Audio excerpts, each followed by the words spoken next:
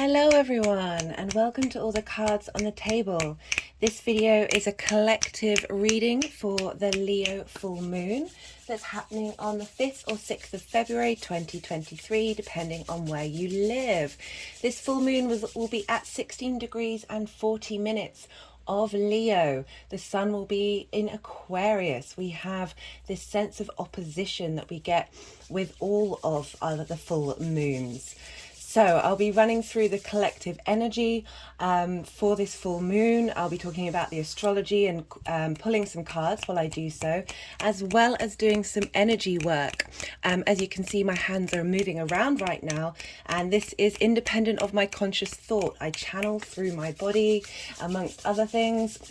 And the energies want to come through and help bring about some more subtle energies to help us transform and grow as we move through this lunation cycle.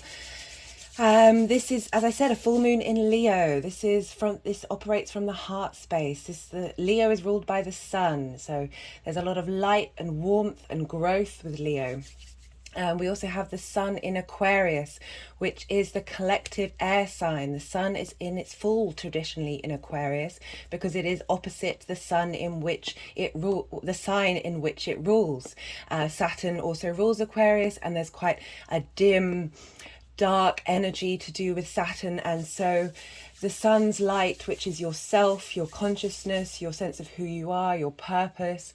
This is sort of restricted being in a collective air sign where you're having to think about the collective rather than your individual self.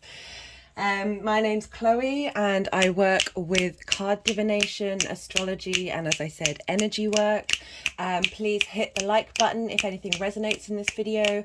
Don't forget to subscribe if you haven't already, and click the little bell symbol to get notifications of when I put out videos. I'll also be doing an all 12 signs video for this full moon.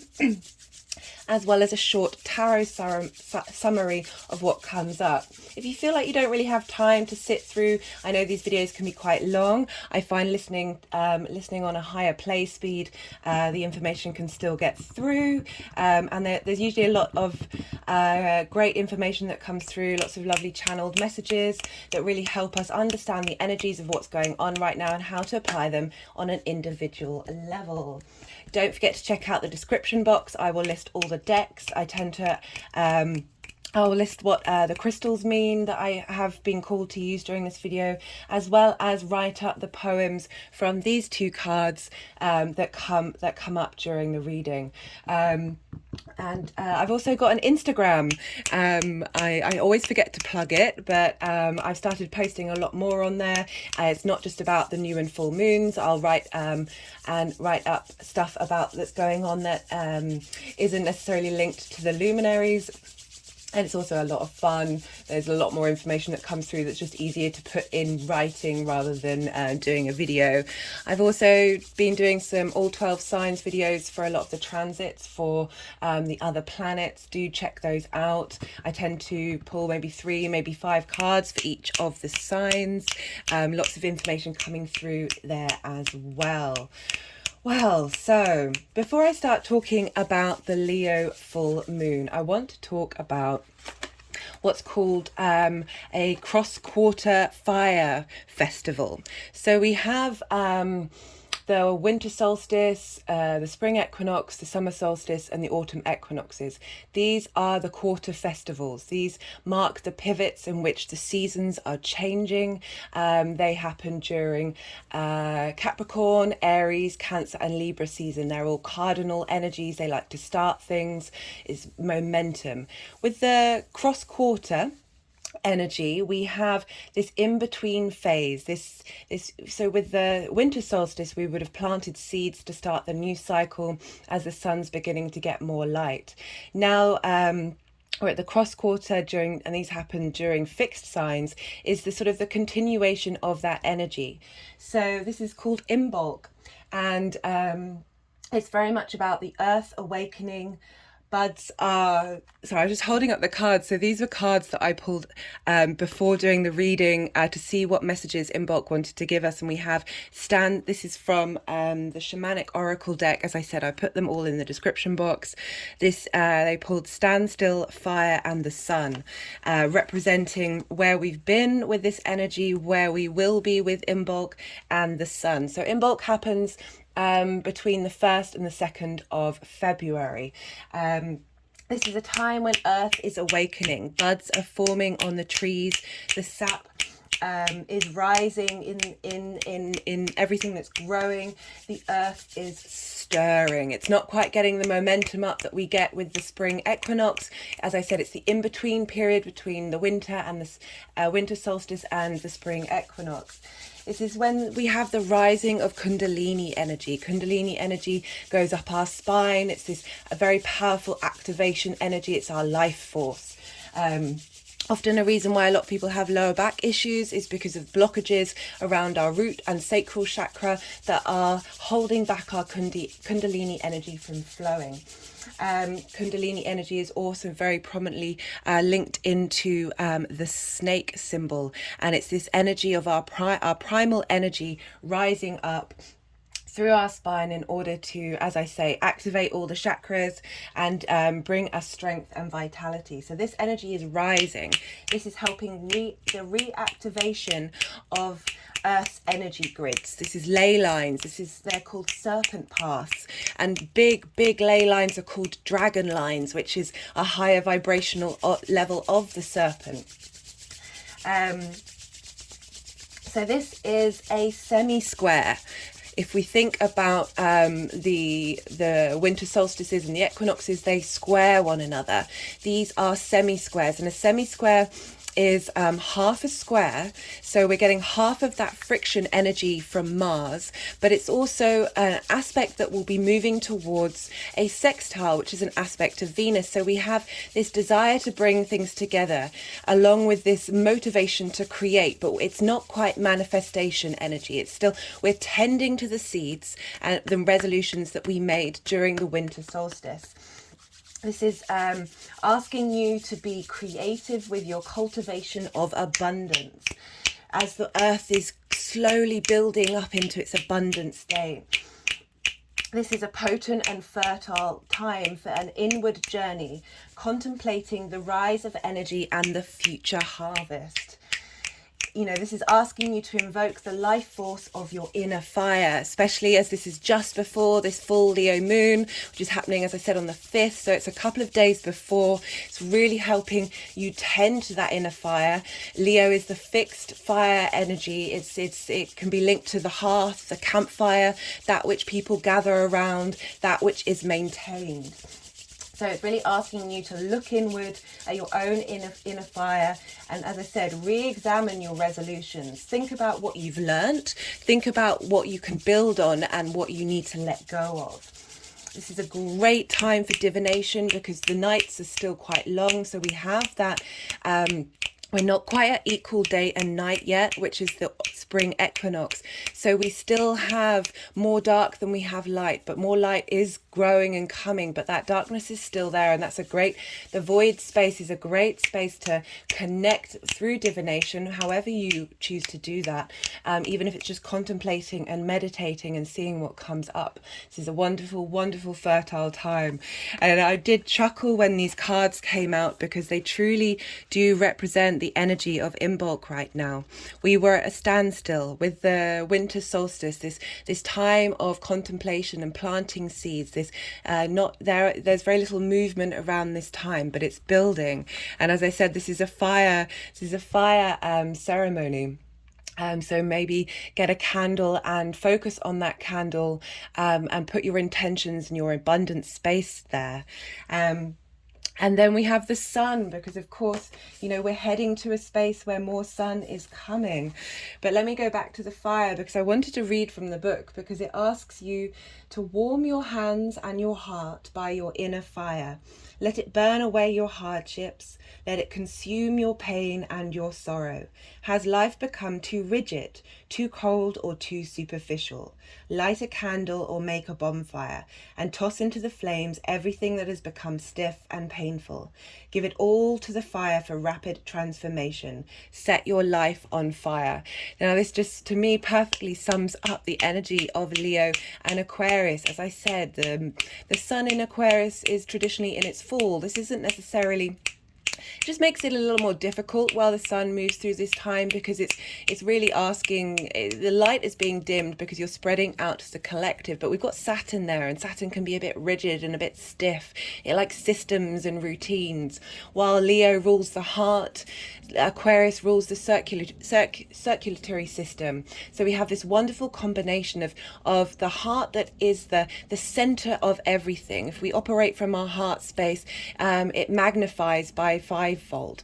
And but what do we need? We need that blood pumping around in a system, in a structure, which is all Saturn's domain, is helping move this information around the body. Aquarius is a fixed air sign. It's this ability to have ideas and maintain them. This maintaining of your circulatory system, of moving these ideas around your body, so your body can help integrate those ideas and understand where you're headed. I'll talk about this a bit more when we get to Uranus, because this is all bringing together to help bring to light certain things and help on a physical level transform yourself. Now I just wanted to go back to the sun. Where was it? Sorry.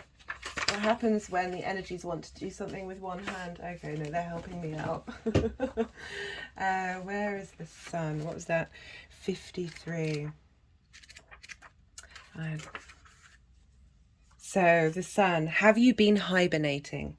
Have you been introspective? It is time to come out of your cave and savor the life-giving light of our star. The sun rekindles your passions and your creative energy.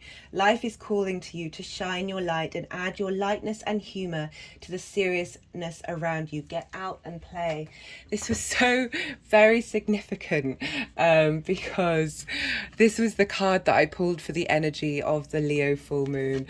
And I'll get into that later, but I just wanted to highlight that I pulled these cards this morning, having already pulled these cards and written my notes and meditated on the full moon. I just wanted to check in with the Imbolc energy and see what messages it wanted to have to say, and they're very clear, and they're also completely collaborating with this glorious full moon that we're about to have. So I was talking about let's go back to the Leo full moon. So for me, this is quite a monumental time. My first video that I did on this channel was for the Leo new moon back in the summer of last year. So this channel has gone through a full lunation cycle. There's been so much growth and so much change. I went and rewatched that first video, which you have sometimes when I have to rewatch these. It's through my hands are over my eyes. There's a slight nervousness and cringe factor when you're looking at your own things. I'm particularly critical of myself because I have a Virgo sun, so it was interesting to see the difference that that has happened during this cycle, and I really appreciate all the support that has been coming through, and it's just been a real pleasure doing these things and putting this energy out into the collective. It really does warm my heart. So before I move on, I wanted to say that I have a Leo rising. I have my Venus, my Mars, my Mercury in Leo, and I have my moon and Jupiter in Aquarius. So that's pretty much all of the personal planets, apart from my sun, which I said is in Virgo, are all in this polarity between Aquarius and Leo. And it's one of these things that it's being able to I've struggled through a lot of my life to bring these aspects into balance, and it just, while I've been doing these moon readings, it's really highlighted the importance of understanding polarity, understanding duality, and seeing the commonality between differences, of seeing the other end of the spectrum. As I said, I've struggled to find balance between these two signs, and I've often seesawed from one thing to another. You know, Leo very much wants to be seen. It's a very heart operated space that not only wants its own light to be seen, but also really does try and shine the light on the people around it. Leo often gets a bad rap of being linked into the ego, and people being too focused on wanting their light to be seen. Something I've learned in my journey of integrating that Leo energy is shining that light inward and really finding a deep sense of compassion and kindness for yourself, and questioning why you want to be seen. Trying to understand, why do you need that from the outside world? What is it that you're not shining a light on that you can then integrate? And the more that you integrate that, the less that you may kick out and have big reactions against and hurt and pain about not being seen. We all want to be seen. We all want to, I feel we are all the universe in manifest in individual form, and the more you create space for something, and the more that you see others around you and see energies around you, the more they sort of want to interact with you. It's the same with anyone. If somebody feels seen and understood and loved, the warmth that can flow through, and it's almost like a balm to the soul, our souls in this current climate that is full of distractions and full of often superficiality. And that's where Aquarius comes in, this need to step outside of the boundaries and understand unique ideas and perspectives, and from a collective point of view, and try and find ways of operating in the world that can help the collective, that help us move us forward. It's very future looking. The star is the card for Aquarius. It's wanting to heal us on a collective level, wanting us to be able to integrate our own individual sense of self on a collective level. So that's a little summary of the Leo and Aquarius dynamic. This coolness of Saturn, this coolness of the air, intermixed with this fire, this warmth, this heart space of Leo. As I said, Leo rules the heart, also rules the spine. Which is again linking into that Kundalini energy. And we have Aquarius that rules the calves and the ankles and the circulatory system. Your calves and ankles need to be strong in order to help give you balance, in order to help keep you going, keep walking your path with integrity, and with that sense of equality that we get with Aquarius, of not wanting people to feel left out in their otherness. You know, there's a lot of similarities between Aquarius and Leo. So the King of Wands came out when I was talking about finding balance and dominion over an integration of higher Leo energies. And this just came out when so this is the active this is a very sweet card. This is about memories from the past coming forward. This is also an act of gift giving, of reunion, of you know, I was talking about Aquarius and integration and othering, but also looking to the future, because this is often something from the past of having, maybe helping the Aquarian energy not try and other itself too much, because this is having fond memories of the past. Because if we're turning that heart space towards that Aquarian energy and helping it, it's helping integrate that separation, that desire to move forward. You know, it's all very well looking to the future, and it's all very well understanding the past, but really being in the now moment and being able to integrate all of those aspects together can help us move forward in a healthy way.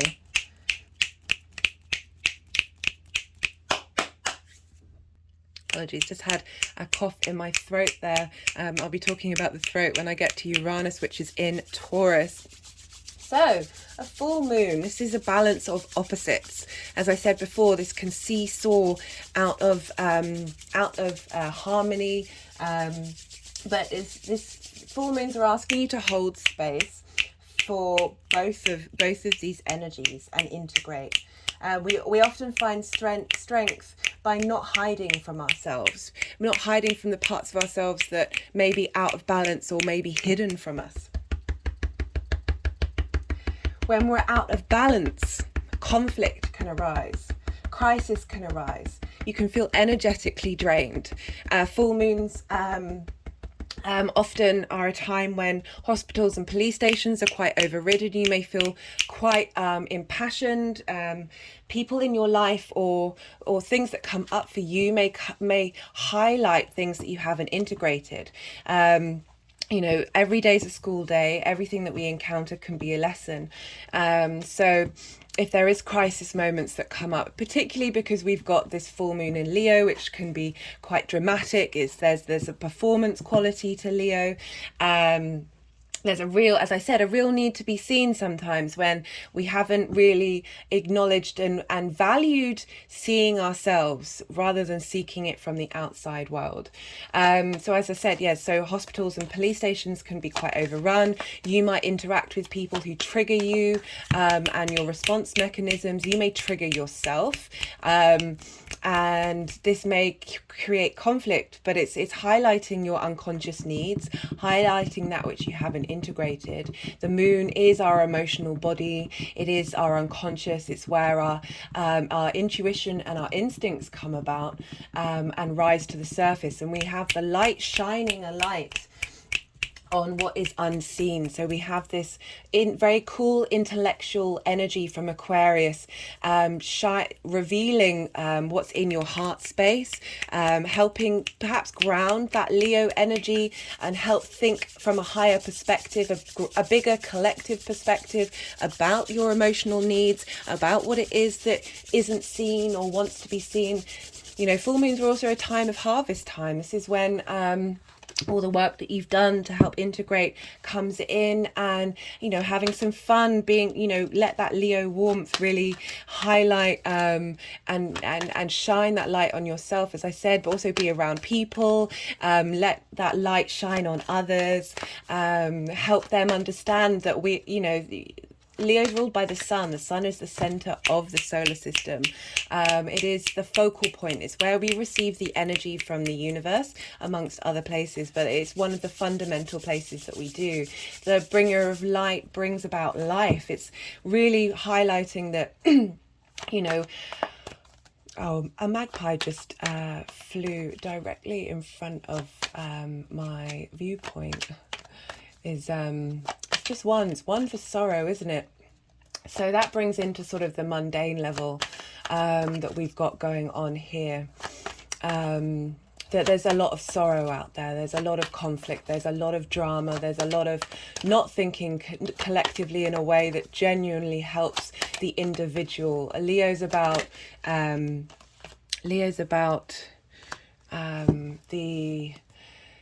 being authentic. I see Aries about autonomy and Leo's about authenticity. And that's when the ego can get a bit out of whack, is if you're not truly authentic with yourself. We often have layers of trauma over us, be that from personal experience, collective experience, lineage experience, ancestors, past life, galactic, all of that stuff gets layered on top of us and gets stuck in our emotional body and can see us acting out and responding in ways that aren't truly linked to what brings us to a space of authenticity. You know, I really feel like the overall message of this lunation is play and responsibility. So we have this playfulness of Leo and this responsibility of Aquarius of really wanting to help the collective. And it's asking to try and intermingle those two things. Try and yes, we should walk with integrity, but we can also have some fun while we're doing it. You know, Aquarius, they tend to question everything, and Leos like to love everything. So bringing these two things together, and and helping question yourself, question everything around you, and while at the same time not necessarily throwing negative energy out through that questioning, but love and compassion and understanding, this desire to connect, to see the truth, to understand this space in your heart. Right, so I pulled the Page of Cups. That came up when was it, when I was talking about the mundane world and fear and sorrow with that magpie. Is the Page of Cups is sort of heralding a new way of emotionally connecting. It's all about imagination and creativity. It's helping us be able to look at things with pages of very youthful energy, very playful energy, that they're really wanting. The page is asking us to bring in that vitality that that we can get from the pages. So this is the last moon with Saturn in its own sign. So the Aquarius new moon, so what's Saturn's message for us? If you make the right decisions, so the Nine of Pentacles is all about making the right decisions in order to be in an abundant state. You know, having done the groundwork, having made the foundations, having moved very independent, this figure, being able to really connect into who you are and what you want, and making the right decisions from your heart space can lead you to a state of abundance. I know that may seem quite contradictory with the energies out in the mundane world, but you know, it's always best to acknowledge these energies but really tap into your own personal power, tend to that light within, maintain that power, take care of your heart. So my hands are just tapping. They were tapping on the heart chakra space, and now they're patting on the thymus gland. So the thymus is just above the heart chakra. It's sort of like slightly below your sternum. I think it's sternum. And I find if you play the vibration of Om frequency on this area, it really helps release a lot of stuck pain, grief energy that's linked into the heart. And the more that we clear that space, the more that we're open to this space of abundance that's truly out there in the quantum field. So, as I said, it's the last fixed moon with Saturn in its own sign, and this Saturn won't be in back into Capricorn, I think, until 2050. So we're really harnessing Saturn's energy during this time. We're shining a light on the work that we've done, but also this full moon is super important, because there has been a lot of conflict out in the world. And that's so funny that this card comes up just as I was about to talk about conflict. So, sorry, I just had to pause the video because I wanted to see if I could adjust the ring light so you get more light on the cards. So this can be playful fighting, but it's often also fighting. No one's really got the upper hand here. Everyone's sort of in the mix. Is chaos energy. It's just so unnecessary energy, that conflict energy. There doesn't seem to be any rhyme or reason to why everyone's fighting in this. But what I love about this deck is we have the birds of peace, just still in the picture, still flying around, helping acknowledge that we can still tap into that energy, even though there's a lot of chaos energy out there. So I was about to talk about conflict and chaos because we had an eclipse in Taurus on the 8th of November 2022. This was a full moon in Taurus, and this happened at 16 degrees of Taurus. So that was 16 degrees of Scorpio where the sun was, and 16 degrees of Taurus where the moon was. But the moon was also conjunct Uranus.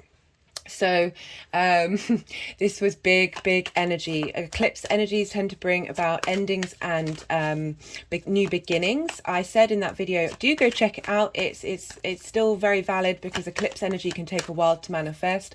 I said that when Uranus went direct, which happened on the 22nd of January, I've also done a video on that, do check that out, the events that may happen, because Uranus was retrograde at the time of the Taurus eclipse. So now Uranus is direct. That tends to mean when planets go direct that something will happen that has been building during the retrograde.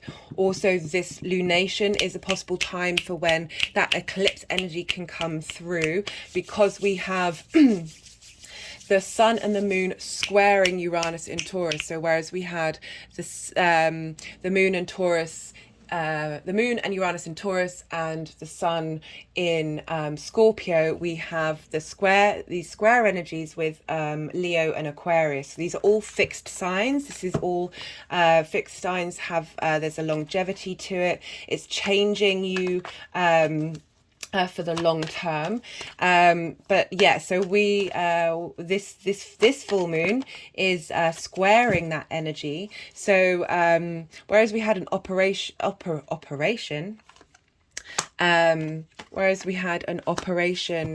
an opposition with the full moon in Taurus, we've now got square energy. So this is aspect of a square is ruled by Mars. This is creating friction and conflict and change, but this is also motivational energy, manifesting energy. This helps bring things about into reality. So we have this square energy, and the cards that came out was, while I've been talking about Uranus, the Uranus energy, the Ten of Swords. I see this card in reverse as a resurrection, because the swords fall out of the body and are having gone through this period of feeling like we've been betrayed, of stabbed in the back, and just completely taken out. If you also notice, the swords are all along the spine. This is linking back to the Kundalini energy. That we're gonna, the momentum that's coming forward from this Taurus eclipse, that's linked into this lunation, because we're at 16 degrees. Also on another date to check out for is the 3rd of April, when Uranus will be exactly at the same point as that Taurus eclipse, which I think is 16 degrees and 48 minutes. But this lunation is very close to that point. It's not exact, but very close. So this energy, this resurrection energy of this figures, you know, the trauma. So a lot of trauma is stored in our spines, which is one of the reasons why clearing and doing Kundalini work is incredibly helpful, to help let that energy flow through your body. And this is symbolizing that these traumas, we're helping process them during this time, helping release them. At this time, just had an energy release just now, and the other side of that is the page. Again, we've got another page. We've got more vitality. We've got more youthfulness. This is heralding in a new way of operating in the physical world. This can be linked to work, but because a page is an earth sign and Uranus is in Taurus, which is the first earth sign, it's about our bodies, our physicality, our senses. This is helping us have a new physical body in order to resurrect. Don't know if you can see there, it just shifted. Let me just move these. These are more directly underneath. This is wanting to turn itself upside down, implying that this is this conflict energy linked into so we've got the 5 of Wands and the 10 of Swords here. Wands are passion and motivation and drive. And this is, you know, perhaps all this has been, we haven't really known how to go and where to go with that passion, with that drive, with our motivation, very stuck conflict energy, along with perhaps our mental thoughts, stabbing us, conflicting us, holding us back, being resurrected with this Page of Pentacles. That's really, I'm really enjoying that energy that's come through. So last time with that Taurus eclipse, I'm sorry for banging on about it, but they're very interlinked. We had Saturn in at 18 degrees of Aquarius. So Saturn was the point in the T-square. So a T-square is like this. So you've got an opposition and then you've got a square. So you've got two square energies coming through, and the energy comes through and is funneled out through the point where the end of the T. So this is the opposition between the moons. So last time we had Scorpio and Taurus with Saturn in Aquarius, and this time we have Leo in Aquarius and Uranus in Taurus. So there's two different T-squares that have happened. Last time we were looking to Saturn in Aquarius to think about our integrity, think about our long-term goals, about and how to move forward with that. And now we're looking to the opposite, which is Uranus, and we've had a lot of this Saturn and Uranus squares going on through the last couple of years. That has been restriction and revolution. I feel that these energies both work together. Saturn tends to put up boundaries and restrictions to help us reassess what it is that we truly want in our lives and where the path we want to go. Uranus comes and breaks the chains, clears the path in quite dramatic ways. But it's all, again, trying to help you be as authentically yourself as you possibly can be. You know, really. Oh, that's quite some firm energy. That just my hands are. Don't know if you can hear that hitting on the heart chakra. Thanks, guys. Really appreciate it. We have a lot of fixed energy, a lot of the same planets being involved in these fixed full moons. So with this is the main aspect, the biggest aspect for this full moon is the T-square with Uranus in Taurus. So, you know, what does this mean? How do we make sense of this? So as I said, we've got the sun in Saturn. So the sun in Aquarius, which is ruled by Saturn, the sense of did that want to come out? No. Which is this sense of long-term collective intellectual ideas. I talked about in my new moon Aquarius new moon video about how Aquarian energy is receiving information through the air. It's vibrations. It's this movement of vibrations, of really being able to get downloads collectively through the air, working with breath work, but it's thinking of novel ways of how to move forward in your big idea collective viewpoint. There's a coolness to it, there's a separation to it, there's an othering to it. And the Leo energy we have with the moon being there, our emotional needs, our unconscious moving through Leo, of wanting to integrate and connect to our heart and our heart space, and that space of joy and laughter and creativity, this real warmth, this sense of containing and wanting to share and have a community. You know, there's this fixed, there's the hearth. You know, you want people to sit around the hearth and talk and laugh and talk about ideas. So you're bringing in this idea of the Aquarian collective energy into that heart space, that really being able to find out who you are authentically in the collective. And so with Uranus, Taurus rules the throat. Taurus rules the vocal cords and the neck. This is, it's Taurus is also, as I said, it's the first earth sign. It's your physicality. It's your senses. It's your. So we just pulled the Three of Swords there. That sense of betrayal, and heartbreak.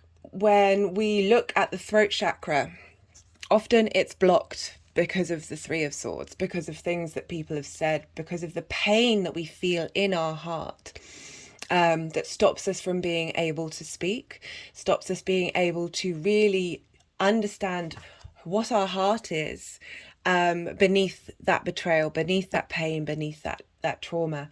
I feel that Uranus moving through Taurus is helping us connect to our voice, our being able to express ourselves. You know, it's asking us to really look to creative freedom and originality. Just pulled the Ace of Swords when I was talking about creative freedom and originality, a new way of thinking, a new way of operating. It's very interesting that we had the Ten of Swords and now we have the Ace of Swords coming through. A clearing out of how we talk to not only other people, but how we talk to ourselves. Also helping release the spells that other people have said to us that have caused this pain.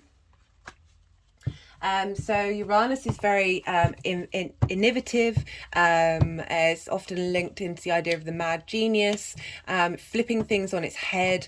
The planet itself is sort of upside down. Its north pole is pointing towards the sun. Its rings are contrary to the rings of other planets. All of its moons are in retrograde. It's an oddball. It's the odd one out. But what I love about the fact that it's North Pole, you know, the way we direct ourselves, our point of understanding how to get home is pointed towards the sun. So Uranian energy is truly on that trajectory of the sun, that universe energy, that light energy, that what really helps us grow and evolve and expand. The Uranian energy is really helping clear the way in order to let that light in. So as I said, it's exciting. There's vitality here. There's this urge towards self-actualization that we have with this combination. This freedom, as I said, the freedom to speak the truth from your heart. But there's also some instability. There's some volatility here. So events that may happen may seem like tower moments, may seem like everything is falling down, chaotic. I've spoken about my Uranian experience when I had a 10th house perfection year, and Uranus was moving through my 10th house. My whole life broke down. Everything that I thought was stable, even though I knew in my heart of hearts that it was suffocating me, depressing me, I was probably the lowest I've ever been. And as someone who has Saturn square her moon, I've lived my whole life with a sense of depression and dissatisfaction, not only with myself but with the collective as a whole. Just seems completely ridiculous. So we've got the Chariot coming through. So when I was talking about events that happen that seem difficult at the time, the Chariot is a card of victory, but it isn't about ease. The things that the Chariot is moving quickly through and clearing the way, you know, it's like being able to face the storm with balance, in unity, with all this wisdom. If you notice, the stars are on the canopy, the astrological symbols are on the clothing. There's the moon and the sun on the shoulders, and we have the yin and the yang, the night and the day, this bringing in this duality and understanding of the cycles of the universe and being able to move through them. This too shall pass, the storm shall pass, and there's victory on the other side of it. As I said, my whole life fell apart, but I am now at the most content I've ever been, even though my whole life got shaken up. It got shaken up because I wasn't doing it myself. Uranus tends to break down things that you are aware of, or things that you haven't released the tension yourself.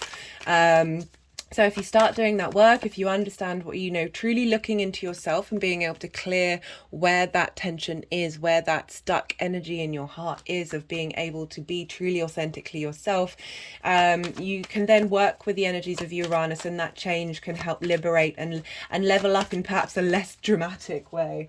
I still wouldn't change anything. So in summary, like that T-square with Uranus, we've got, it's helping us step outside of conventional frameworks with the sun in Aquarius, helping us be able to look and question the narratives that are, as I say, conventional. And when we do this, this opens up space for emotional creativity, because you're not binding yourself to limitations. You're allowing yourself to understand and emotionally connect to everything around you in a creative way by breaking those limitations, but also understanding and having compassion for that which is conformity, for that which is tradition.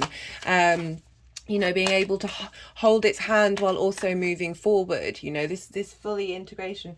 And, you know, with this moon in Leo helping us connect to our emotional needs, help connect to that creative energy, you know, that creative energy can come about in any way. It doesn't necessarily have to be quote unquote artistic. You know, everything we do has the capacity that comes from our creation energy. And you know, Uranus is helping us in Taurus. I love it. This is sort of the wish card. This is you know, this is really looking to a space of where we are fully embodied in our gratitude and sense of fulfillment. This is also linked into community and support from friends. You know, it's just really being in a space of gratitude for the blessings in one's life. No, I love that was coming through with Uranus, because I was just about to say embodied momentum, but that's a, you know, with Taurus being our senses and our physicality of really being able to embody this heart space, and clearing that stuck throat energy that's been blocking us. And blocking the ability to, I like that it's wanting to go over the Page of Pentacles, just to highlight that this can't come through if we don't sit with our hearts and tend to our hearts and truly find peace, and find peace that I did a Venus moving into Pisces video, and the message that I channeled from Venus was, everything in this moment is truly divine. Now, this is a message that is quite hard to embody, because there's lots of pain and suffering, there's lots of frustrations, we're tired and we're angry, and it's hard to work out if that's divine or not. We have this idea of divine being abundance and love and light, but divinity is everything. Divinity is everything that we experience, and being able to embody this space of gratitude and acknowledging that this is also a blessing. It may not seem like it at the time. You know, we have to deal with grief and pain, and grief is a never-ending cycle. It never really goes away. But the work that we do on our heart and really trying to create space and love and care and compassion and gratitude for the good, the bad and the ugly, can clear space to help this Page of Pentacles come out, help this have this new vitality in the 3D form, and not just on a spiritual untangible sense, but really embody that space in order to bring in this Nine of Pentacles. So a famous figure who you may or may not know, Carl Jung, has quite has this square, not quite a T-square, but has this square between the moon and Uranus. And interestingly, so Carl Jung was a psychoanalyst whose main theory he brought about, he worked on, he expanded the work of Freud and connected into this idea of a collective unconscious as well as a collective conscious. And he had his Uranus in Leo at 14 degrees, so a very similar degree to where this moon will be. And he had his moon in Taurus, so Uranus and the moon have swapped round with this chart. And he had that at 15 degrees of Taurus, again, very close. He also had Saturn in Aquarius at 23 degrees. And let me just double check. I think Saturn is at 26 degrees of Aquarius. So again, similar energy coming through, but it's in reverse. So one of his quotes that he says is, emotion is the chief source of all becoming conscious. So that's his emotional body, his moon in Taurus, that embodiment of emotion and the consciousness. The sun often represents consciousness. The sun rules Leo, about how how emotion is the source of becoming consciousness. Now I want to flip that on its head, because instead we have the moon in Leo and we have Uranus in Taurus, and I see that as becoming aware of your unconscious heart self leads to a deeper understanding of your emotions. So interestingly, the Queen of Pentacles came out while I was talking about that. The Queen of Pentacles is very logical. She's really good at giving advice. She's very grounded. She's aware of the cycles. There isn't particularly a lot of emotion with the Queen of Pentacles compared to, say, the Cups or the Wands, but she's good at what she's doing. She's got autonomy. She's got understanding of who she is and how the world operates and how to interact with the world.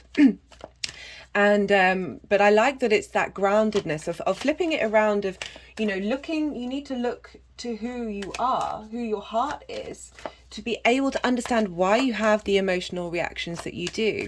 Because I notice, I'm trying to integrate more, watching and observing my emotions. This is very moon in Aquarius, which I have, opposite all that Leo energy, observing my emotions and trying to understand where they come from, because I find that the more that I do that, the more I'm able to connect with whether these emotions are really long-term legitimate.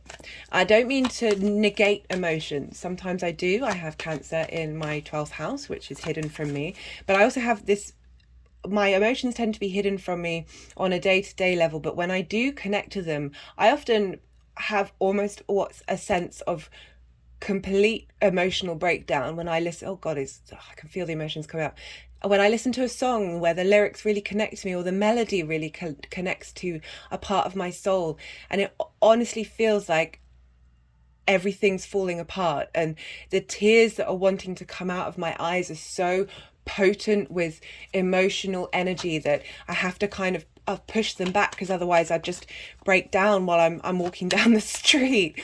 So there's this real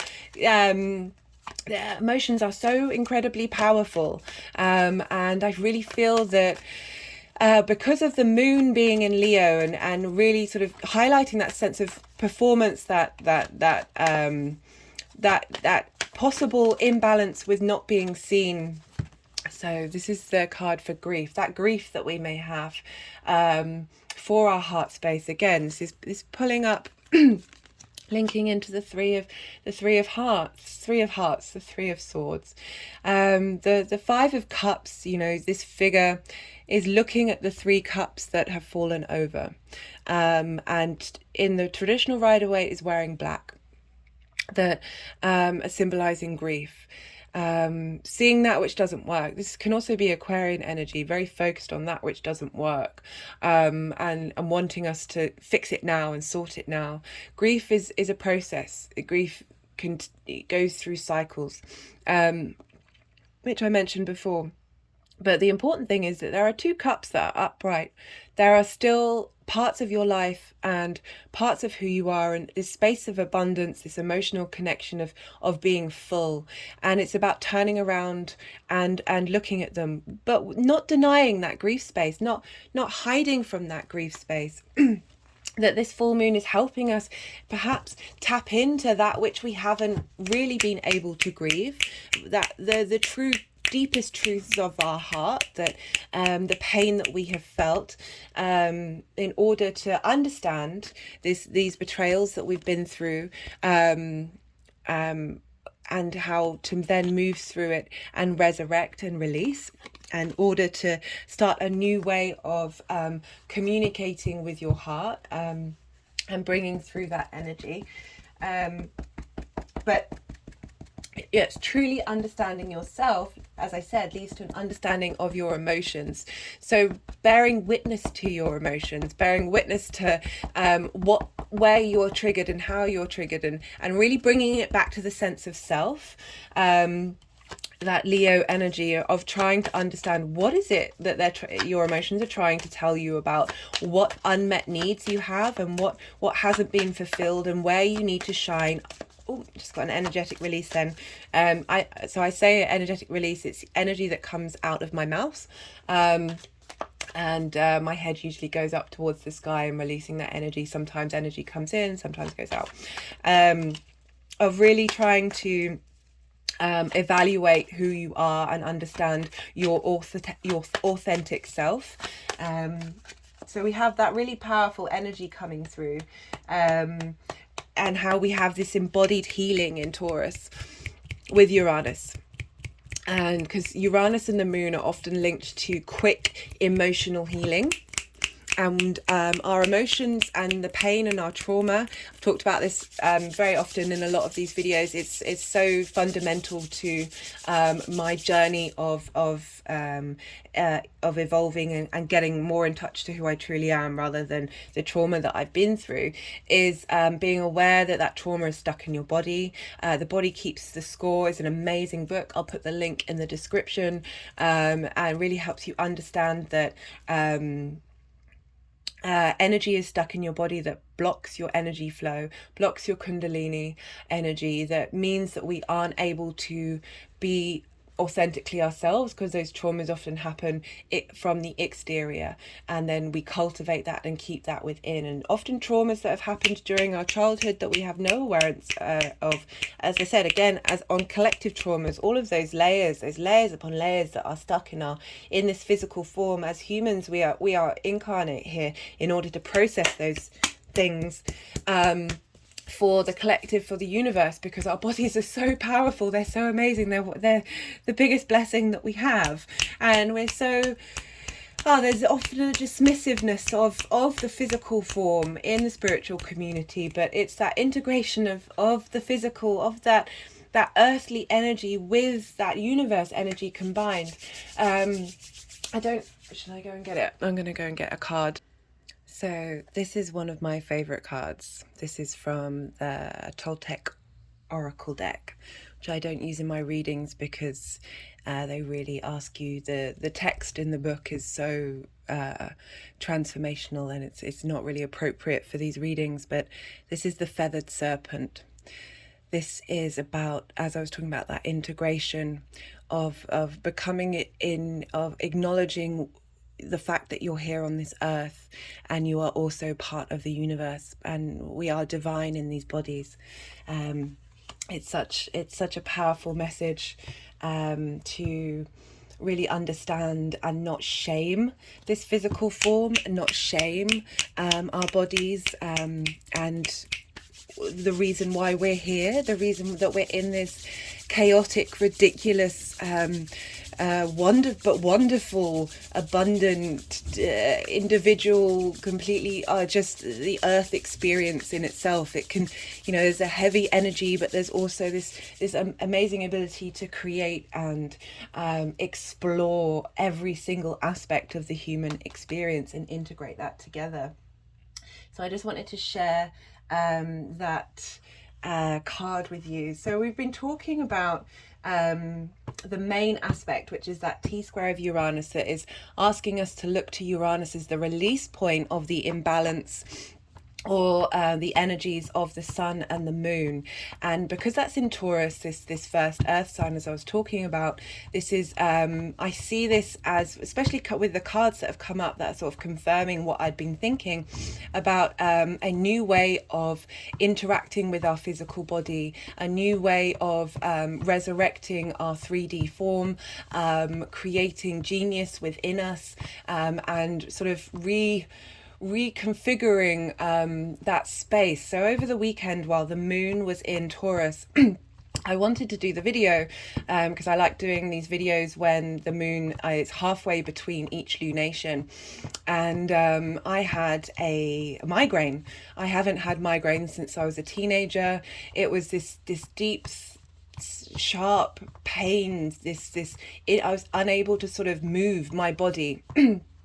And or think or do, and really being sitting in that space. I was talking earlier about that message from Venus about everything, every moment is truly divine, of really trying to lean into that energy of understanding what the message was that this migraine was giving me. That I did manage to do some yoga. I went for a walk in the park, really tapping into the Taurian energy of what my emotional body needed during that time. And I woke up this morning having probably the longest, deepest sleep I've had for a very long time.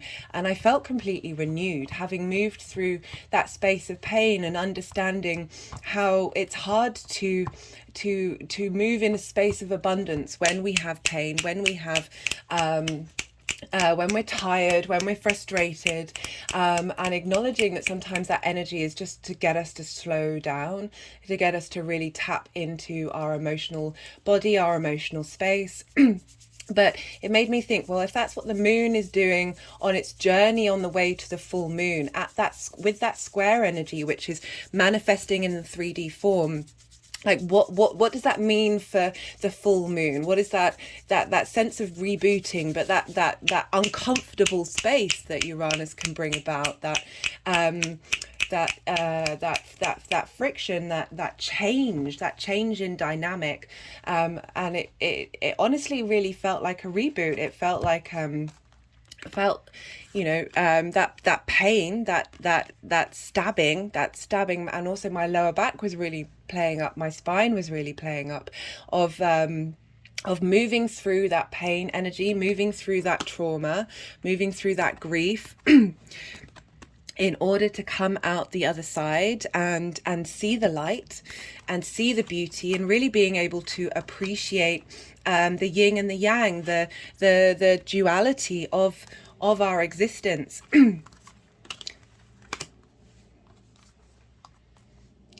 Let's see what the cards want to do. No, they all want to be stacked on one another. Sometimes the energies like to stack the cards to combine all that energy one on top of one another and add the power of the cards together. So, because Taurus is ruled by Venus, we want to look to where Venus is, because Uranus is that release point for this full moon. And Venus has just moved into Pisces. The energy, I really recommend checking out the video that I've done on Venus in Pisces. There's lots of beautiful messages that she wanted to bring through. But the energy that she just brought about a sense of ease and flow and expansion. Pisces is the final water sign. It's a mutable sign. It's about change. So while we have lots of fixed energy with where the sun, the moon and Uranus is, we're looking to Venus, which is that ability to take that which works and release that which doesn't, in order to move into a new start, a new beginning. And Pisces is the collective unconscious. It's the dreamlike, magical space of our emotional connections to the one. It's the all within the one. And she's really asking us to sort of embody this ability of abundance and thinking big and dreaming big and not being analytical about it, and being able to hold space for the end result, that abundance, that wish giving space, even if things don't seem like it right now. Time is both linear, cyclical, and everything all at once. We're able to tap into that energy through that Piscean magic. And because Jupiter rules Pisces, we look to where Jupiter is, and Jupiter is currently moving through Aries, and Chiron's there as well, and Aries is the first fire sign. Is, as I was talking about earlier, it's a real sense of autonomy, that real bringing in that individual space, that I am energy into that collective consciousness, into the all, and helping us, Jupiter's helping us bring wisdom into the sense of who we are and what we are, and how to sort of level up that Aries energy. And Aries is ruled by Mars. And Mars is currently in Gemini and has been retrograde for some time. It's going to be in Gemini for a while, and it's helping us again understand what drives us to collect information, what drives us to find that there's a sense of sparring with words, that being able to hold space for different ideas and move forward. So I was talking about Venus. She's actually sextiling Uranus. Sorry, I skipped a bit.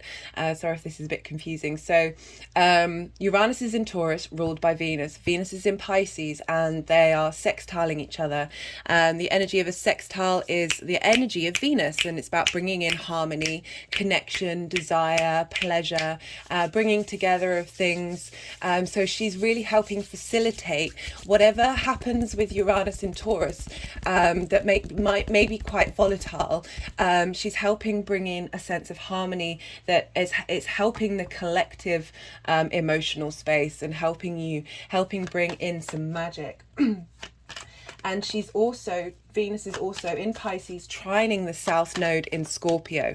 A trine is a sense of bringing in wisdom, opportunities, abundance. It's an aspect of Jupiter. And the South Node is often a place of things that we need to let go of, things that we need to finesse and distill.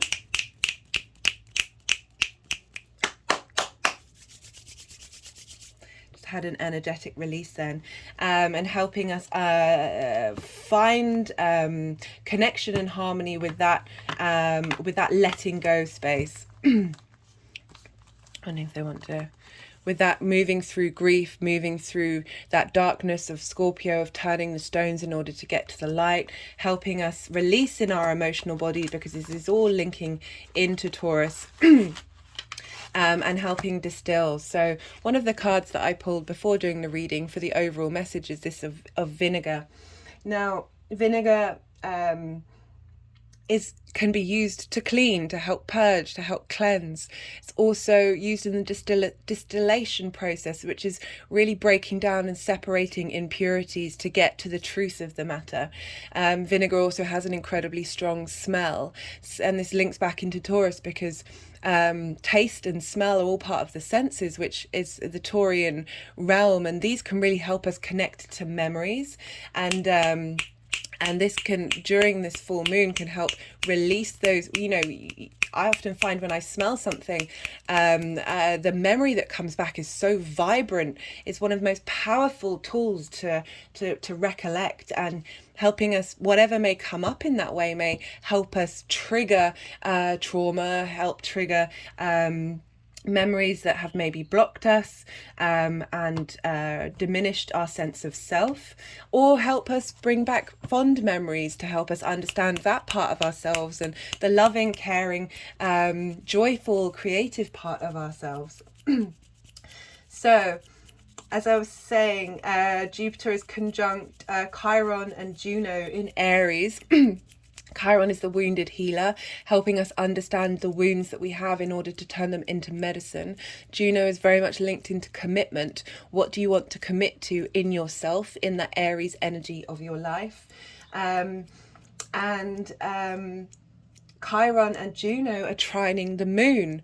So this healing energy, this commitment to healing, is feeding into the moon in Leo to help us really understand our heart space. There's so much coming up linked into healing the heart. As I said, Trine is a aspect of opportunities, of abundance, of bringing about wisdom, of bringing us events that may happen in our life that may trigger responses to help us understand the deep wounds within us. Just wanted to bring up the Queen of Pentacles, which is again helping us give advice and understanding to ourselves, connecting to the cycles of the earth and bringing about logic and this grounded compassion and autonomy in that part of who we are. Back to Mars in Gemini, because Mars rules Aries. So Mars is squaring Venus in Pisces. And this square energy of bringing about that information from Gemini, that Mars has learnt, and its desires. It's what do you want Mars to fight for? What do you want Mars to defend? Helping bring that back into, oh, I like this for the Mars energy. So the Three of Wands is all about dominion of your passion, being so it's not passion gone wild, and Mars is very much linked into passion and motivation. So the Three of Wands, it talks about how you've done the work, you know where you're at, you've used your passion and motivation for good, and you're about to set on a new adventure. These ships are about to go out and go off onto a journey and travel, and I like that this is linked into Venus in Pisces, and Pisces is the ocean. These ships are about to go out into the ocean and go on a big journey.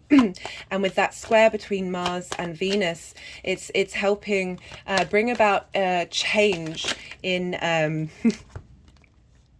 this is Venus's card, the Empress. This is abundance. This is enjoying the 3D world. This is being in, there's a sense of fertility here, and just really, as a very much an abundance card, it's helping facilitate Mars's journey to really be in dominion of your passions, of your desires, and for the long term of bringing in that space of abundance.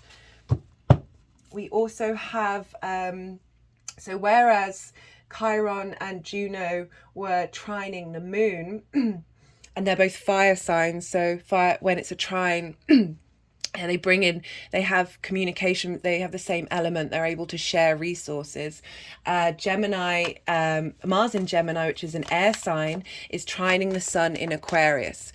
So this did something, yeah, that just flipped up. The Hanged Man. So the Hanged Man in reverse is about having been in a state of receptivity, of changing your perspective, of receiving innate universe wisdom. And upright is about moving forward, momentum of bringing that wisdom into yourself from the outside world, so that the action that you've taken of being in that suspended space, which could represent Mars in retrograde, moving forward and being able to funnel that energy into the sun, and illuminate the wisdom that's come through, to help facilitate on an intellectual level how to communicate to your heart, how to speak to your heart for your heart's long-term goals. And because the sun is in Aquarius, we look to Saturn, because Saturn rules Aquarius, and Saturn is still in Aquarius. As I said, it's 26 degrees. It's not been at this degree before because it's been retrograde in the past. So this is new territory that Saturn's going over. It's the later degrees, so we're really integrating Saturn's journey. And Saturn is sextiling Chiron. And this, again, this is an aspect of Venus, of bringing in harmony of your wounds into Saturn, the long-term goals, or your integrity, releasing boundaries, releasing restrictions, and funneling that energy into Saturn, which is in turn funneling that energy into, because the sun is also there, funneling that energy into the sun for this lunation. And Leo is ruled by the sun, and the moon is there, so that we've got a lot of sun energy pouring into this moon. You know, there really is strength in being curious. I'm going to go back to originally what I was talking about play and responsibility, questioning everything and loving everything. There is strength in being curious and questioning narratives, including your own. You know, really being able to release the self and by doing so understand it without any shame, looking into all those dark parts of yourself and shining a light onto it. You know, the moon is our unconscious drives and needs, and the sun is helping bring this coolness, this intellectual ability to communicate to that heart space and really understand it. You know, this is asking us to find a balance between taking things seriously and finding humor in the situation. The ability to be able to laugh at situations and laugh at past mistakes or past traumas. And as I said, shining a light on these. You know, laughter increases the release of neurotransmitters. This helps the brain make connections quicker and comprehend situations at a faster rate. Now, humor. So, the comic. I really felt with this new moon, with this full moon, this is all about laughter and play. And the ability, it's so fun. I shuffled this deck twice, and the first time loads of cards fell out, but this one was upright and looking at me, and I saw the kitten, the cat, which obviously Leo is not just linked to the lion; it's linked to all felines. This desire to, and it just made me laugh, and then I reshuffled, and the card came out. But this ability to laugh at yourself and the world around you really helps shift the paradigm, helps flip the energy, and just, you know, how cats bring about, you know, whether you're a cat person or not, you know, they like to play as well as they like to rest. Leo's also about resting. But I really wanted to tap into that space of laughter. As I said, you know, it helps activate neurotransmitters. It helps us to think clearer, which I love. That's highlighting that bringing in the energy of Leo and Aquarius. Laughter also stimulates the heart and blood circulation. Again, the heart is ruled by Leo and the circulatory system is ruled by Aquarius. You know, it reduces stress, and by reducing stress it reduces blood pressure. It boosts the immune system and activates T cells. You know, the endorphins help raise our body's threshold for pain. But I also want to talk about hearts in general. I'm going to put a link in the description box. I'm not going to talk too openly about it because you never know what gets flagged. And even though this is all out in the public domain now, that there's been a lot of, and this is linked into the mundane astrology. So I haven't talked about that very much because I wanted to focus on how this affects you on an individual level. But really, since the Scorpio eclipse that happened before the Taurus eclipse, because these are all to do with the nodes, so these impact the outside world.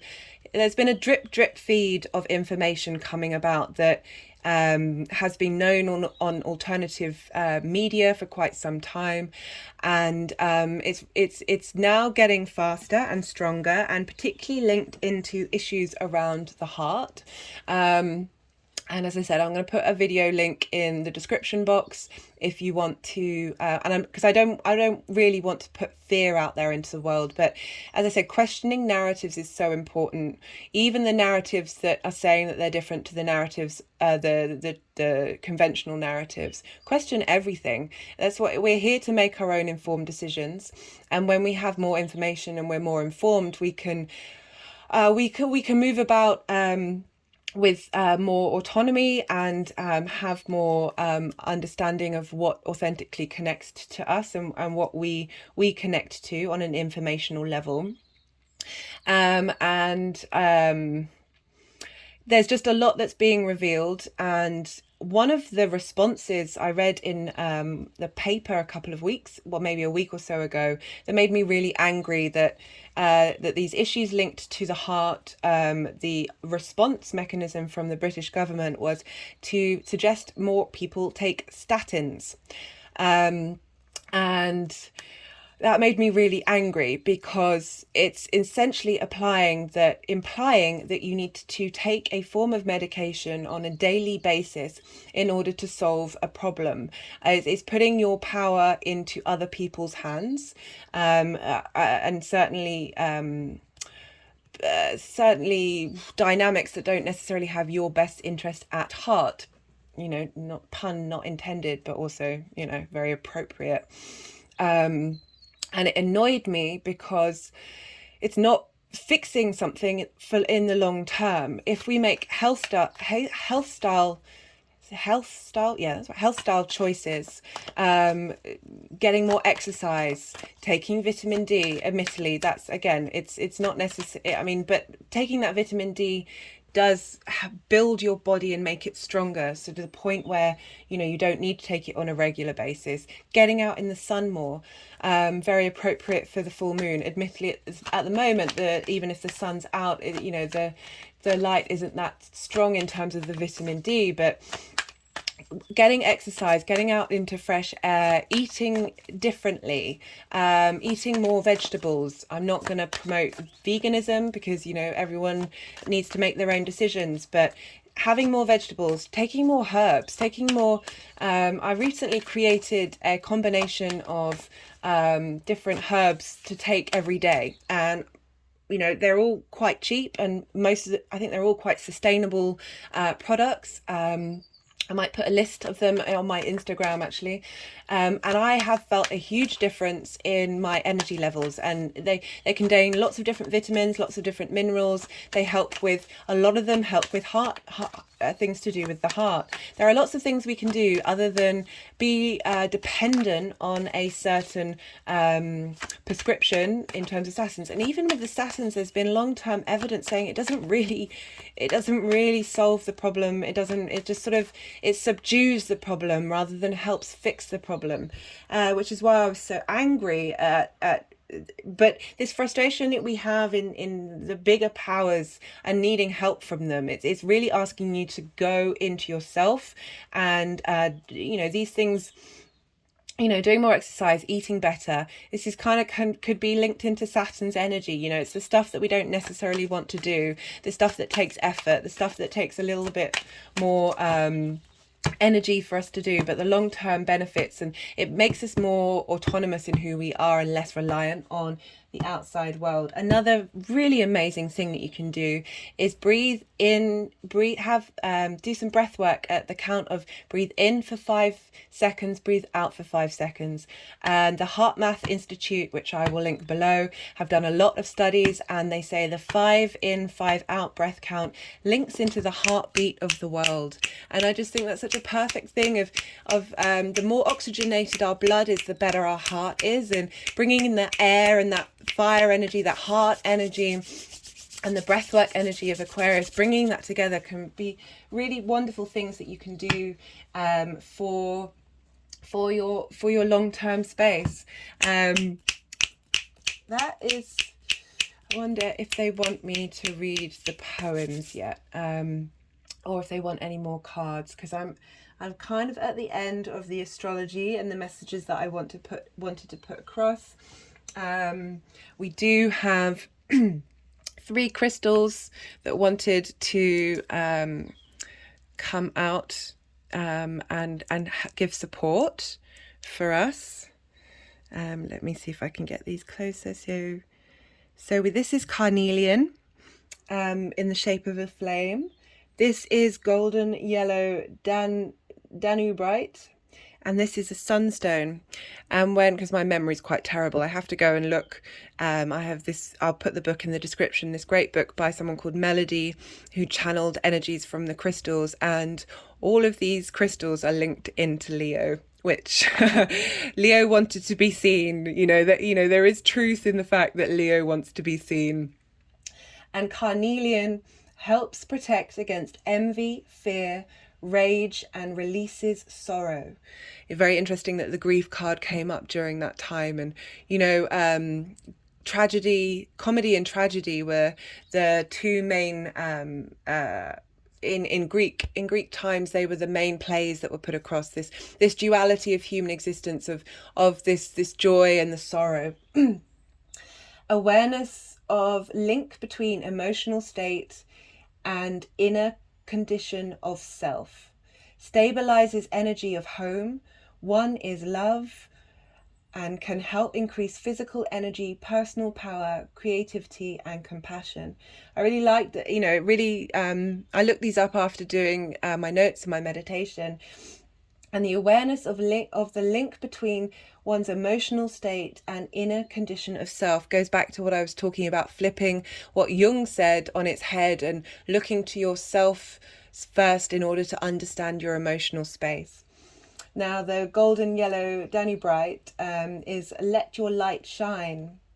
Let me hold this up a bit closer to see if we can get, sorry, there, a bit more. It's not really wanting to focus. Apologies. But it's such it really, in person, it's such a lovely warm yellow colour. Allows one to maintain personal identity while flowing with the structure of the world. Again, the reaffirmations with the cards, the energies and the crystals, it amazes me every time how everything comes together. It rectifies your solar plexus, bringing about creativity, abundance and optimism. It's also known as a Buddha crystal. It assists in actualization of that which promotes ease of traveling one's path. Now, the Buddha says life is suffering. Again, it's linking into that ability to find that in every moment it's truly divine, whether that's a space of joy or a space of sorrow.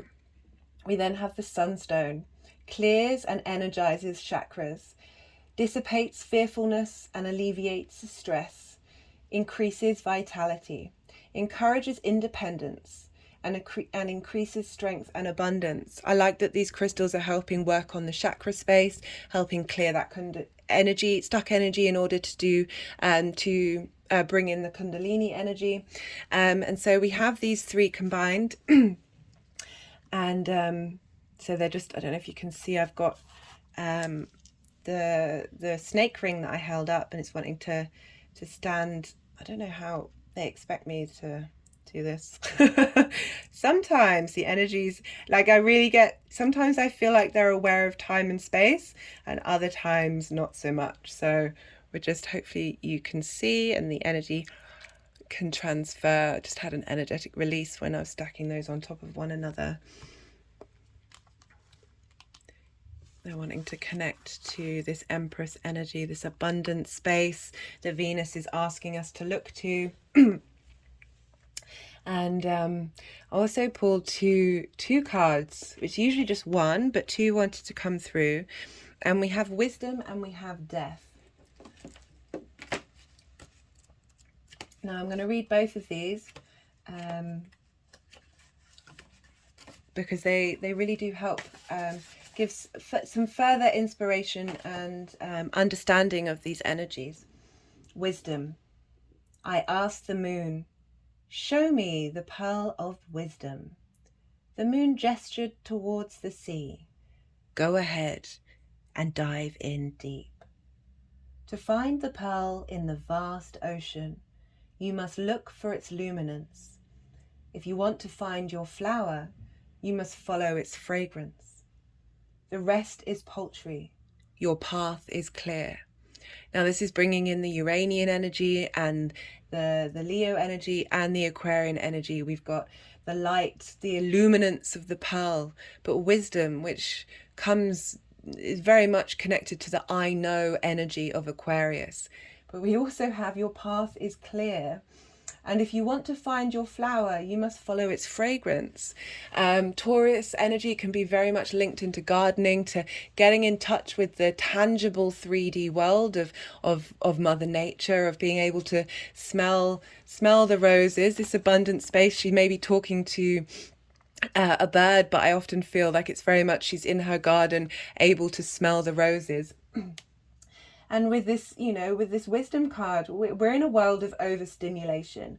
We're unable sometimes to see the root, to find that pearl, to really understand who we are. We often distract ourselves from uncomfortable feelings. and we don't sit with them, we don't let them process and move and leave our body. I was talking about emotions being, trauma being stuck in our body. Like doing breath work, doing yoga often helps us navigate and move past that talk therapy that can often loop us back into reconnecting with that trauma. There are many different ways of releasing energy from your body, you know, whatever suits you. And this is asking us to return to yourself, to shine a light on it. And by doing so, you have to find the origins of that disharmony, find the root of these things, not only the root of the joy, but also the root of the tragedy. And then we have the death card. Not the death card, but the card called death. Die, die, die in this love. When you die in this love, you become life itself. Die, die, die in this love. Cut these chains that enslave you, for heaven and earth are here to bow to your majesty. Just, you know, we just bring in the feathered serpent here of heaven and earth, and we are the vessel in between. Oh, energy release, the two. For heaven and earth are here to bow to your majesty. Die, die, die in this love. Become the radiant moon, parting the clouds of this and that. This death will gift you with silence, and in silence you merge with the heartbeat of the unknown. You know, both of these are saying very similar things. We've got this this need for stillness, and parting the clouds of this and that, this distraction, this constant dopamine that we're getting from the outside world, and really trying to go within and let go. You know, the death card is about letting go. You know, we also have Uranus here as the chain breaker, releasing that which enslaves us. This is asking us to love all parts and to integrate. Don't fixate, but integrate. Bringing in the past, the now, and the future, so we can, you know, have all the benefits of all of it, and able to, you know, really be able to move forward with that integration. Again, I like this. It's putting the golden yellow Daniel Bright, the Buddha stone here, with that and interesting that it's going over the symbol of Venus, and Venus moving through Pisces. Pisces is a double-bodied sign. It's about acknowledging the light and the dark, and having compassion for all of it. So I think that's everything. I'll just see if they want to pull any other cards from. Okay, so I've got the numerology deck, and see what wants to, the sort of final message that wants to come through with this reading. And then once I've done that, I'm going to use my pendulum to do some chakra clearing for us all. There may be a moment of stillness there. We'll tap into that the energy the energy of that poem that I just read, and helping do some Kundalini energy collectively to help us move through. Let me see if it's not really in the best place for that, is it, for everyone to see. So one of the things that was when I rewatched my first video, that I talked about my use of the pendulum, and I haven't used the pendulum in quite some time, and it inspired me to get it out and do some work around the altar and on myself. And one of the things that I used to do was do some work with each chakra. So I'm just, again, that's still not really, let me see. So I just want to do some clearing collectively for the root chakra for everybody.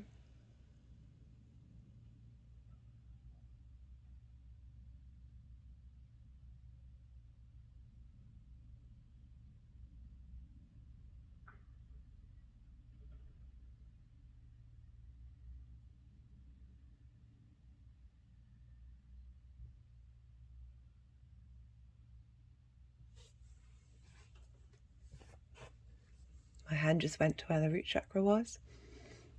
And now I just want to do some clearing for the sacral chakra for everybody.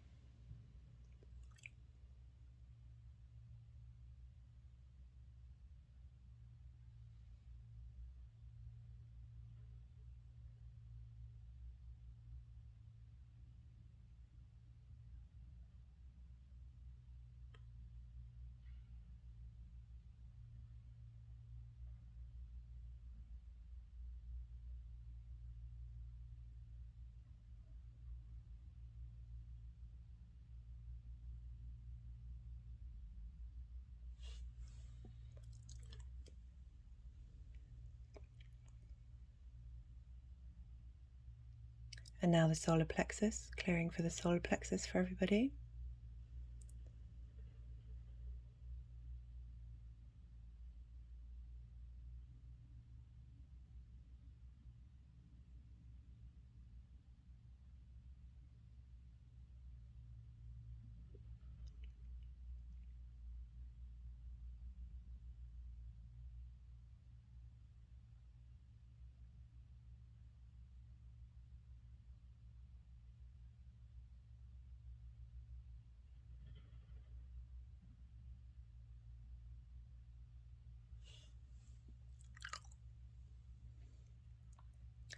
Clearing the heart chakra for everyone.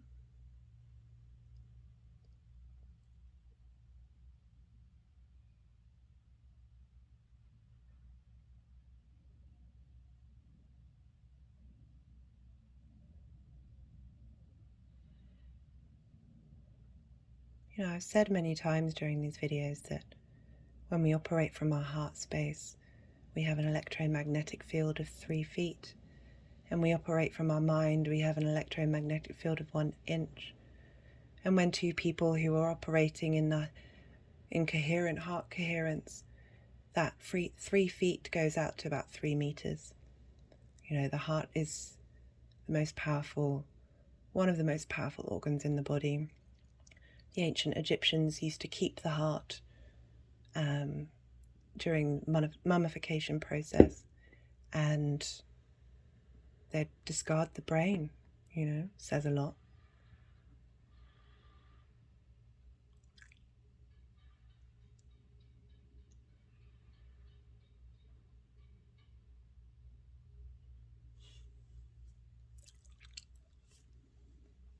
And now the clearing of the throat chakra, please, for everyone.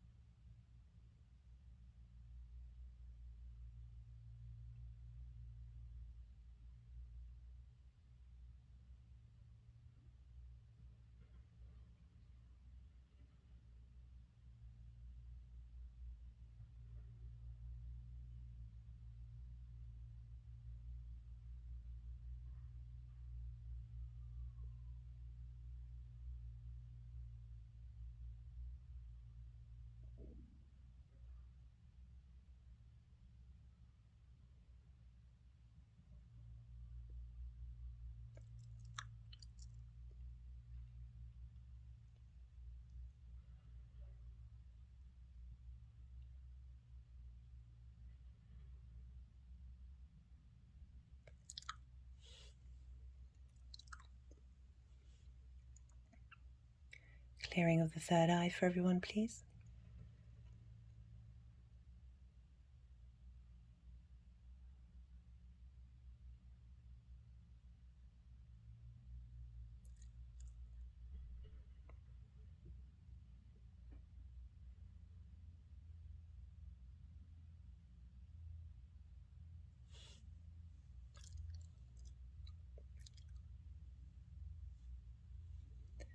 And finally, clearing of the crown chakra for everybody.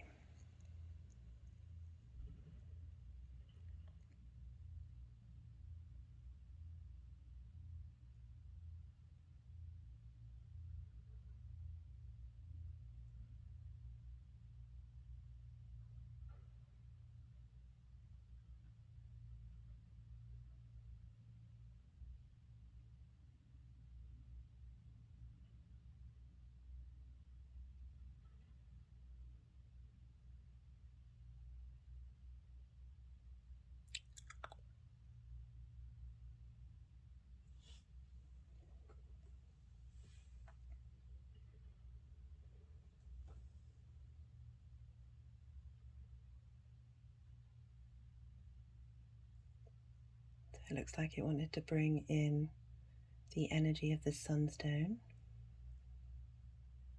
of abundance.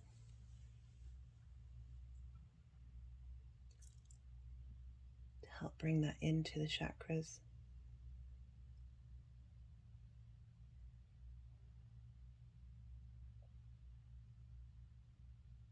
As I said, sunstone, it helps clear and energize.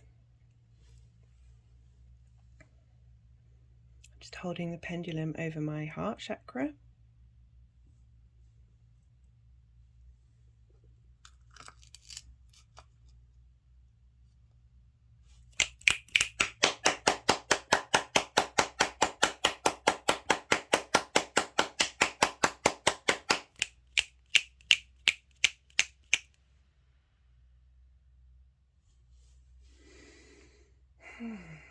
Now, while I was doing that, I was reminded that once again, I nearly forgot to read the Sabian symbols for these degrees.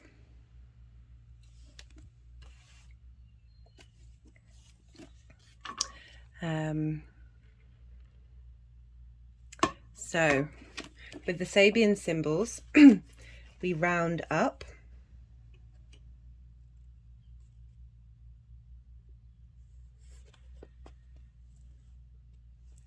So we have for Leo 17, a non-vested church choir, keyword communion. Theme cooperation. This symbol speaks to the value of informal or unregimented group experience in learning cooperation and respect for personality. The image of a non-vested church choir alludes to fellowship and a sense of community. The suggestion here is that group functioning, in the absence of official rules and regulations, is an exercise in learning self-discipline and respect for the rights, contributions, and idiosyncrasies of others. Positive. At its highest, this symbol represents joy in working with others who share a common passion. Negative, competitiveness, or attempts to curry favor by telling others what they want to hear. Your greatest advantage lies in learning to respect and appreciate difference. Praise others for the efforts they make and see what happens. Guard against trying to make yourself look more important than others by doing things to stand out or deliberately calling attention to yourself. The attention you may get may not be what you had in mind. That's bringing in both the positive and negative aspects of Leo. We've got stepping stones, community, fellowship, cooperation, harmony, friendship, rapport, informality, volunteerism, lack of regiment, group experience, respect of personality. I like how that's bringing in the community in with the sense of being an individual in yourself. I feel like that's highlighting quite a lot of what I've been saying. And, even though it's talking about community, you can also look at that as a community within yourself. I just had an energetic release of that, of really integrating and understanding all those parts of yourself in order to, it's a choir, be in harmony, the vibrational levels of your body, and bring that into being able to create music and magic, not only for yourself, but in the long term for the community. Aquarius 17, a watchdog standing guard. Theme, guardian and defender. This symbol speaks to guardianship and to the personal protections guaranteed each individual by law and social sanction. The image of a watchdog standing guard symbolizes loyalty, faithfulness, and a readiness to defend and safeguard whatever is most highly valued. In a large sense, this symbol stands for the liberty and justice for all. Philosophy that encourages each individual to be his brother's keeper and protect the weak or disenfranchised from being taken advantage of by the strong and privileged. The implications in this degree is that the survival of any community is dependent on the strength of its individual members. On a practical level, this symbol can stand for regulatory or social service agencies, human rights groups, and all entities that oversee the welfare or protect the rights of each member of society. Positive. At its highest, this symbol represents integrity, vigilance, high principles, and courage. Negative, hostility and persuasive distrust of others. So that's like leaning far too much into being the other, of negating and criticizing everything that is the other. Today, the accent is on vigilance. You may sense that things are not quite right today, or that you need to be particularly on guard about something. Your greatest advantage lies in knowing your rights and being sensitive to when they are in jeopardy. Be prepared to defend what you value. Risk. Guard against being overly suspicious in your relationships with others. On the other hand, don't borrow trouble by inviting the fox into the hen house. Stepping stones: guardianship, protection, defense, preservation, safeguarding, vigilance, watchfulness, attentiveness, faithfulness, loyalty, fidelity, devotion, allegiance, dedication. I feel like these are really highlighting what's going on in the mundane world, how more and more voices are coming out and being listened to about more and more watchdogs, more guard dogs are barking. And the bark is getting louder, and there's more of them, and wanting to protect the individual in the community. This is so important, wanting to really integrate the needs of the vulnerable, and we are all in a vulnerable state, with Pluto moving through the final degrees of Capricorn, really increasing the ridiculousness of the hierarchical structures, and the dominion over the physical and our legacy. And I can't, I'm going to do an Pluto moving into Aquarius video to channel what messages are coming through, but I feel like there's negative and positive with everything. There's duality with everything again, and that Aquarius reading was asking you don't throw the baby out with the bathwater, which is one of my favorite sayings of you can hold space for the questioning as well as the love. And when we manage to do that in a grounded sense of autonomy, of a true understanding of our physical being and the physical responses that we have as a human race, and understanding our emotions and being able to operate from a heart space while still questioning, while still using that sword energy of trying to understand what's going on, but not within fear.